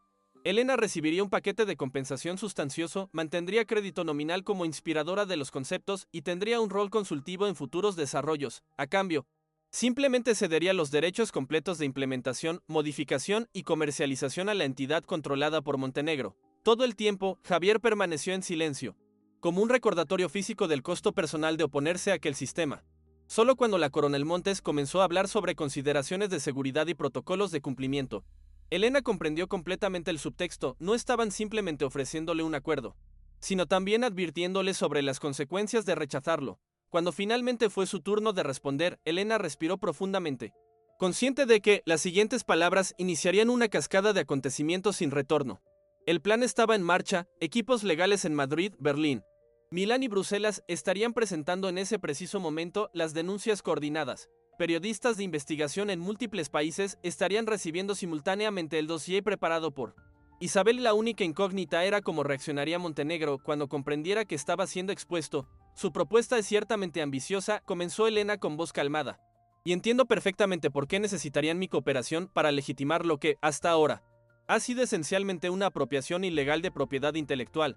El sutil cambio en la expresión de Montenegro reveló que no esperaba un contraataque tan directo. Antes de que pudiera interrumpir, Elena continuó, su voz ganando fuerza con cada palabra. Lo que parece que no han comprendido es la naturaleza fundamentalmente colaborativa de mis diseños. Nunca fueron concebidos para ser controlados por una sola entidad, sino para ser implementados con participación comunitaria, con adaptaciones locales, con respeto por las necesidades específicas de cada ubicación. Elena se puso de pie lentamente, sin el menor indicio de debilidad física, y caminó hacia la ventana. La vista de Barcelona servía como telón de fondo perfecto para lo que estaba a punto de revelar. Hace 3 años, cuando empecé a cuestionar ciertas irregularidades financieras en mi empresa, no estaba simplemente preocupada por números en una hoja de cálculo. Había descubierto que fondos destinados a proyectos comunitarios estaban siendo desviados, que los principios fundamentales de mi trabajo estaban siendo comprometidos por ambición corporativa, que el verdadero potencial transformador de la arquitectura accesible estaba siendo reducido a una oportunidad de beneficio privado. Se volvió para mirar directamente a Montenegro, quien mantenía una expresión impasible. Aunque sus ojos revelaban una creciente inquietud, lo que no podía imaginar entonces era la magnitud de la conspiración, que mi propio esposo colaboraría en un plan para incapacitarme, que un accidente sería deliberadamente provocado, que mis medicamentos serían manipulados durante años para mantenerme dócil mientras robaban mi trabajo. Javier bajó la mirada, incapaz de sostener el peso de aquellas acusaciones públicas. Montenegro, sin embargo, mantuvo su compostura, observando a Elena como un ajedrecista evaluando un movimiento inesperado. Pero lo más sorprendente, continuó Elena dirigiéndose ahora a los otros presentes, es descubrir que no fui la única, que existe un patrón de arquitectos innovadores sufriendo accidentes convenientes, siendo apartados de sus creaciones mediante manipulaciones similares. Una operación transnacional diseñada para monopolizar el futuro de la arquitectura sostenible bajo el control de un solo hombre. La tensión en la sala era palpable. Vidal consultaba nerviosamente su teléfono, mientras la Coronel Montes se había desplazado sutilmente hacia la puerta, como anticipando la necesidad de controlar el acceso a la habitación. Montenegro finalmente intervino. Su voz calculadamente calmada, estas son acusaciones extraordinarias, Elena, y bastante difíciles de probar. Me temo, especialmente viniendo de alguien con un historial documentado de inestabilidad causada por trauma cerebral. Era exactamente el ángulo que Elena había anticipado. Intentarían desacreditarla cuestionando su estabilidad mental utilizando los mismos registros médicos falsificados que habían creado para controlarla. Tienes razón, respondió Elena con una sonrisa que sorprendió a todos. Son acusaciones extraordinarias. Por eso me aseguré de que fueran escuchadas simultáneamente en múltiples jurisdicciones. El teléfono de Vidal sonó en ese preciso momento. La llamada que recibió claramente transmitía noticias alarmantes, a juzgar por su expresión de creciente pánico. Montenegro lo observó, percibiendo que algo iba fundamentalmente mal. En este mismo momento, explicó Elena con la calma de quien finalmente tiene el control, equipos legales están presentando denuncias detalladas en Madrid, Berlín, Milán y Bruselas. Periodistas de investigación están recibiendo documentación exhaustiva sobre cada aspecto de esta conspiración. La Coronel Montes probablemente está a punto de recibir notificación de que sus cuentas en Suiza y Singapur han sido identificadas y congeladas preventivamente. Como para confirmar sus palabras, el teléfono de Montes vibró insistentemente. La mujer lo consultó con expresión impenetrable, pero el ligero temblor de su mano revelaba la gravedad de la información recibida. Montenegro, cuyo control emocional había sido impecable hasta entonces, mostró por primera vez signos visibles de alarma. Se levantó abruptamente, intentando recuperar el dominio de la situación. Esto es absurdo. Ningún tribunal aceptará las fantasías paranoicas de una mujer con daño cerebral documentado contra una organización con nuestros recursos y reputación. Elena se limitó a señalar la pantalla principal de la sala, que repentinamente se había encendido, mostrando un canal de noticias internacional. El titular, que comenzaba a desplazarse en la parte inferior, hablaba de posible conspiración criminal transnacional en el sector arquitectónico y mencionaba específicamente a la Fundación Montenegro. El rostro de Montenegro palideció visiblemente. Su mirada osciló entre la pantalla y Elena, comprendiendo finalmente la magnitud de lo que estaba ocurriendo. No era simplemente una denuncia aislada que podría ser neutralizada con dinero e influencia. Era una exposición coordinada a escala internacional, diseñada específicamente para superar sus mecanismos habituales de control de daños. Este es el momento, señor Montenegro, dijo Elena con serena determinación, en que descubre que sus recursos son finitos, que su influencia tiene límites, que existen consecuencias que ni siquiera usted puede manipular. La respuesta de Montenegro fue tan rápida como inesperada, con un movimiento fluido que revelaba entrenamiento físico. Sacó una pequeña pistola de su chaqueta y la apuntó directamente hacia Elena. Nadie se mueva, ordenó con una calma terrorífica. Silvia, asegura la puerta. Vidal, contacta con el equipo de contingencia. La situación había escalado de negociación tensa a amenaza directa en cuestión de segundos. Elena permaneció inmóvil, consciente de que cualquier movimiento brusco podría ser fatal. No había anticipado que Montenegro estaría armado, que recurriría a la violencia física cuando sus otros mecanismos de control fallaran. Javier, sorprendentemente, fue quien rompió el tenso silencio. Víctor, esto es una locura. Baja el arma. Ya no hay forma de contener esto. Cállate, espetó Montenegro, sin apartar la mirada de Elena. Tú perdiste cualquier derecho a opinar cuando permitiste que tu esposa te expusiera públicamente. La Coronel Montes había asegurado la puerta y ahora consultaba frenéticamente su teléfono, claramente recibiendo actualizaciones sobre la situación externa. Los activos principales están siendo congelados, informó con tono profesional. Han emitido órdenes de detención preventiva en 3 jurisdicciones. Tenemos aproximadamente 20 minutos antes de que las autoridades locales reciban autorización para intervenir aquí. Tiempo suficiente, respondió Montenegro. Vamos a implementar protocolo Fénix. El término pareció tener un significado específico para Montes y Vidal, quienes inmediatamente comenzaron a actuar con renovada urgencia. El abogado extrajo un ordenador portátil de su maletín y comenzó a teclear rápidamente, mientras la coronel activaba lo que parecía ser un sistema de comunicación alternativo. Elena comprendió que estaba presenciando un plan de contingencia largamente preparado. Montenegro era demasiado calculador para no haber anticipado la posibilidad de exposición pública.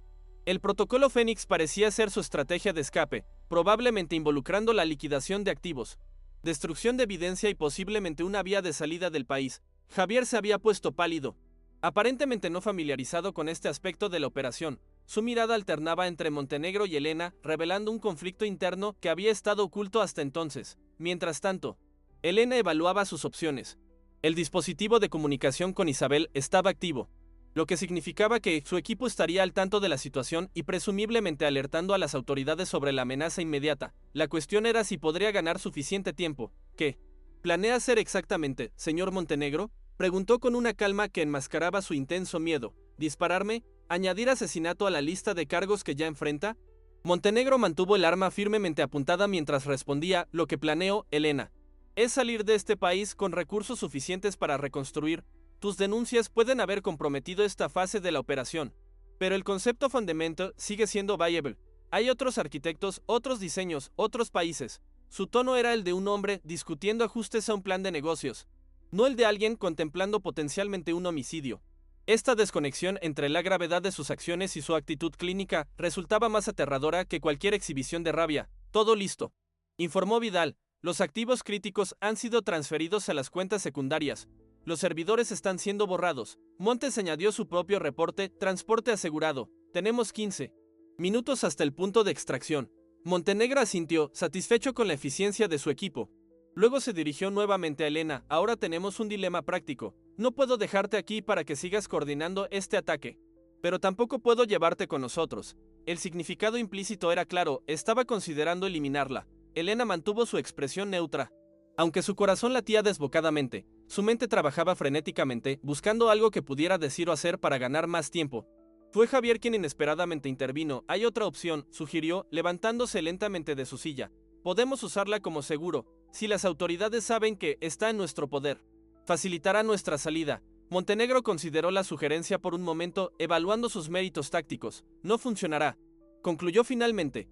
Su equipo ya habrá alertado a las autoridades sobre su situación. Un rehén solo complicaría nuestra extracción.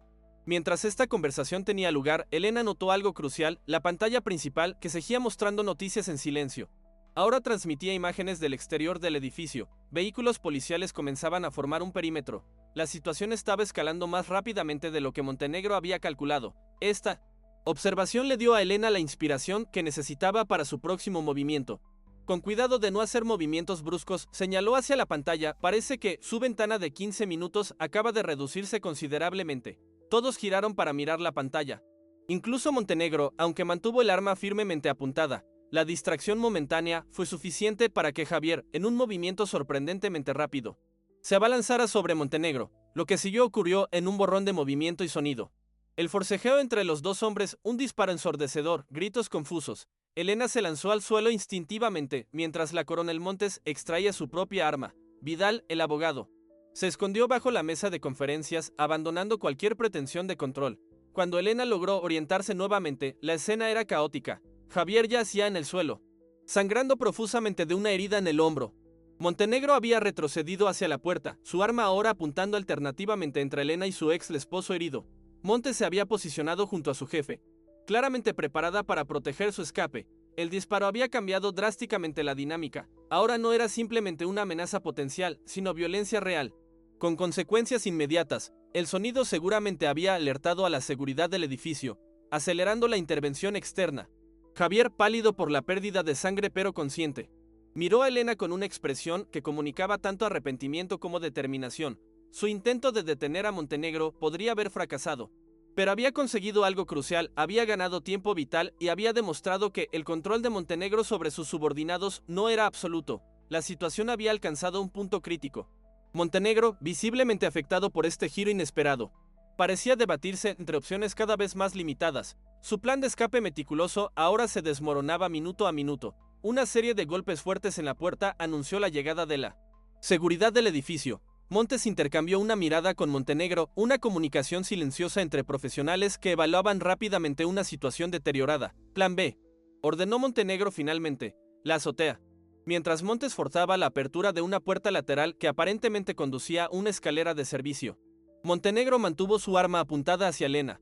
Es una pena que tuviéramos que terminar así, comentó con una frialdad que contrastaba grotescamente con la violencia del momento. Tu visión arquitectónica realmente era excepcional. En otras circunstancias, hubiéramos logrado cosas extraordinarias. Y entonces, en un instante que Elena más tarde reviviría constantemente en sus pensamientos, Montenegro bajó ligeramente el arma, como si hubiera decidido que matarla no merecía el riesgo adicional. Fue un error fatal. Javier, reuniendo fuerzas que parecían imposibles para alguien con semejante herida, se impulsó desde el suelo y embistió contra las piernas de Montenegro. El impacto desestabilizó al empresario lo suficiente para que el arma se desviara. El segundo disparo impactó en el techo, enviando fragmentos de material que cayeron como lluvia sobre todos los presentes. Aprovechando la confusión, Elena se lanzó hacia la mesa de conferencias, buscando cualquier objeto que pudiera servir como arma improvisada. Sus manos encontraron una pesada jarra de agua de cristal, que arrojó con toda su fuerza hacia Montes justo cuando la mujer intentaba ayudar a Montenegro. El impacto no fue suficiente para incapacitar a la ex militar, pero sí para desorientarla momentáneamente. Esos segundos fueron cruciales. Los golpes en la puerta principal se intensificaron, convirtiéndose en un estruendo metálico que sugería que estaban intentando forzarla. Montenegro, recuperando parcialmente el equilibrio, pateó violentamente a Javier, quien rodó a un lado, dejando un rastro rojo alarmante en el suelo inmaculado. Luego, con una mirada final cargada de odio hacia Elena, siguió a Montes por la puerta lateral, cerrándola tras de sí. El silencio repentino que siguió duró apenas segundos antes de que la puerta principal finalmente cediera. un equipo de seguridad privada irrumpió en la sala, seguido casi inmediatamente por oficiales de policía con armas desenfundadas. Elena se arrodilló junto a Javier, presionando desesperadamente sobre su herida para contener la hemorragia. Sus ojos se encontraron brevemente, comunicando más de lo que las palabras podrían expresar en ese momento. No era perdón ni reconciliación, sino el reconocimiento mutuo de una verdad compartida. Ambos habían sido manipulados por fuerzas que apenas comenzaban a comprender completamente. Están escapando por la azotea. Logró informar Elena a los oficiales, quienes inmediatamente reorganizaron su despliegue para cubrir esa ruta. Los minutos siguientes transcurrieron en una bruma confusa, paramédicos entrando para atender a Javier, oficiales tomando declaraciones preliminares. El abogado Vidal siendo esposado y escoltado fuera de la sala. A través de todo esto, Elena permaneció extrañamente enfocada, respondiendo preguntas con precisión clínica, proporcionando detalles que podrían ayudar a capturar a Montenegro y Montes. Fue solo cuando Isabel y Alejandro finalmente lograron acceder al edificio casi una hora después, que Elena permitió que las emociones que había mantenido contenidas comenzaran a manifestarse. El abrazo de su hermana desató un torrente de lágrimas que parecían provenir de un pozo infinitamente profundo, años de trauma y resistencia finalmente encontrando expresión física. Pero incluso en medio de esa liberación emocional, Elena no podía evitar preguntar, ¿los atraparon? La expresión de Isabel lo dijo todo antes de que pudiera verbalizar su respuesta. Montes está bajo custodia. Intentó alcanzar un helicóptero en la azotea, pero las autoridades habían establecido un perímetro aéreo. Montenegro escapó. La noticia fue un golpe devastador, después de todo lo que había pasado, de todos los riesgos que habían tomado. El arquitecto principal de su sufrimiento había conseguido evadir la justicia inmediata. Sin embargo, Alejandro añadió rápidamente un contexto crucial, pero está acorralado. Su rostro está en todas las fronteras. Sus cuentas principales han sido congeladas. La red internacional que desenmascaramos está siendo desmantelada en este momento. Puede que haya escapado del edificio, pero no tiene a dónde ir realmente. Era un consuelo parcial, pero insuficiente en ese momento. Elena sentía que necesitaba un cierre más concreto. Una confirmación tangible de que la pesadilla había terminado realmente. Las horas siguientes transcurrieron en una sucesión de declaraciones oficiales, exámenes médicos y conferencias improvisadas con el equipo legal expandido que Alejandro había reunido. La historia estaba recibiendo cobertura internacional, descrita como una de las conspiraciones corporativas más elaboradas jamás expuestas. Hacia el anochecer, Elena finalmente pudo visitar a Javier en el hospital donde había sido llevado después de la cirugía de emergencia. Se sorprendió al encontrarlo no solo consciente, sino notablemente lúcido considerando las circunstancias. «¿Has venido?», observó él con una voz debilitada pero clara. Elena tomó asiento junto a la cama, manteniendo cierta distancia emocional a pesar de la intimidad física de la situación. «¿Por qué lo hiciste?», preguntó directamente, sin preámbulos. «¿Por qué intentaste detenerlo?». Javier cerró los ojos brevemente, como si la pregunta le causara un dolor mayor que su herida física. «Porque finalmente comprendí lo que había hecho, a ti, a nosotros, a todo lo que construimos juntos». Sus palabras parecían sinceras, aunque Elena había aprendido a desconfiar de la aparente sinceridad, especialmente viniendo de él.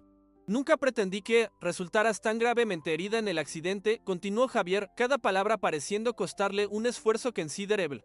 «Montenegro me convenció de que sería algo menor, temporal, una forma de apartarte mientras reestructurábamos la empresa. Cuando vi lo grave que era el daño, para entonces ya estaba demasiado comprometido, demasiado dependiente de su financiación, demasiado implicado en actividades que podrían enviarme a prisión».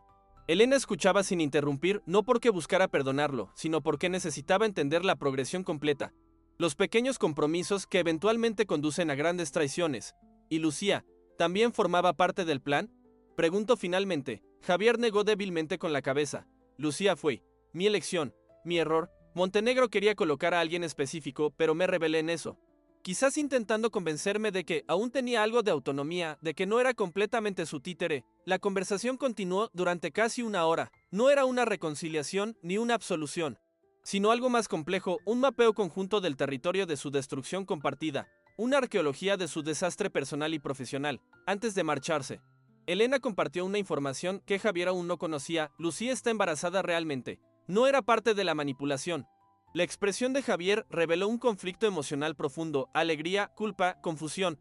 Elena lo dejó procesando esta revelación, sabiendo que representaba tanto una consecuencia de sus errores como una posible ruta hacia algún tipo de redención personal. A la mañana siguiente, mientras Barcelona despertaba un nuevo día que ya estaba siendo definido por los titulares sobre el caso Montenegro, Elena recibió una llamada que cambiaría nuevamente el curso de los acontecimientos. Era Isabel. su voz transmitiendo una mezcla de incredulidad y triunfo. Lo encontraron. Montenegro. Estaba intentando alcanzar un yate privado en una cala aislada. Está bajo custodia. La noticia debería haber traído un sentimiento inmediato de victoria, de clausura. Sin embargo, lo que Elena experimentó fue algo más complejo, un alivio mezclado con una extraña sensación de vacío. Durante años, toda su energía había estado enfocada en sobrevivir, en recuperarse, en exponer la verdad. Ahora que ese objetivo se había cumplido, surgía inevitablemente la pregunta, ¿qué sigue? La respuesta comenzó a formarse durante las semanas siguientes, a medida que las consecuencias legales, mediáticas y personales del caso continuaban desarrollándose. No sería simplemente retomar su vida anterior, como si los años de trauma pudieran ser borrados. Tampoco sería definirse perpetuamente como una sobreviviente, una víctima que había conseguido justicia. En su lugar, Elena comenzó a visualizar algo más transformador, utilizar su experiencia, su visibilidad recién adquirida, y las conexiones establecidas con los otros arquitectos afectados para crear algo nuevo. No solo recuperar lo que les había sido robado, sino reimaginar fundamentalmente cómo la arquitectura innovadora podía ser protegida, compartida e implementada, de maneras que ninguna entidad corporativa pudiera monopolizar o corromper. 3 meses después de la caída de Montenegro, Elena presentaba ante una audiencia internacional en un simposio de arquitectura en Berlín la iniciativa que llamó Diseño Liberado, una plataforma colaborativa que reunía a arquitectos, urbanistas, ingenieros y comunidades para desarrollar soluciones de accesibilidad y sostenibilidad bajo un nuevo modelo de propiedad intelectual compartida. En primera fila, utilizando un bastón pero caminando por sus propios medios, Sebastián Arenas, el arquitecto madrileño cuya carrera había sido similarmente saboteada por Montenegro. A su lado, Claudia Venturi de Milán y Thomas Reike de Berlín, otros sobrevivientes de la conspiración. Entre el público, Carmen, la ex fisioterapeuta que ahora cumplía sentencia reducida a cambio de su testimonio, había obtenido un permiso especial para asistir, escoltada por guardias. La presentación no era simplemente un proyecto arquitectónico o una iniciativa social. Era una redefinición fundamental de cómo el conocimiento especializado podía ser simultáneamente valorado y compartido, protegido y diseminado. Era la respuesta de Elena, no solo a Montenegro, sino al sistema que había permitido que personas como él operaran con impunidad. Mientras concluía su presentación ante una ovación de pie, Elena experimentó una claridad que había sido esquiva durante tanto tiempo. Su historia no había terminado con la exposición de la conspiración, ni con la detención de Montenegro. Eso había sido solo el final de un capítulo particularmente oscuro. Lo que comenzaba ahora era algo enteramente nuevo. Algo que nunca habría sido posible sin atravesar el dolor y la lucha de los años anteriores. No había sido restaurada a quien era antes del accidente. Se había convertido en alguien nueva, alguien forjada por el sufrimiento, pero no definida por él. Alguien cuya visión había sido ampliada precisamente por haber visto las profundidades de la manipulación y la codicia humanas. Y mientras observaba la audiencia inspirada, a sus colegas rehabilitados, a los periodistas que habían ayudado a exponer la verdad, a los abogados que habían luchado por la justicia, comprendió la lección más importante de su travesía. La verdadera accesibilidad, el verdadero diseño universal, no se trataba solo de rampas y puertas anchas, sino de crear espacios donde el poder no pudiera ser monopolizado, donde las voces no pudieran ser silenciadas, donde la innovación sirviera genuinamente al bien común. Era un nuevo plano, no solo para edificios y ciudades, sino para la sociedad misma. Y esta vez nadie podría robárselo.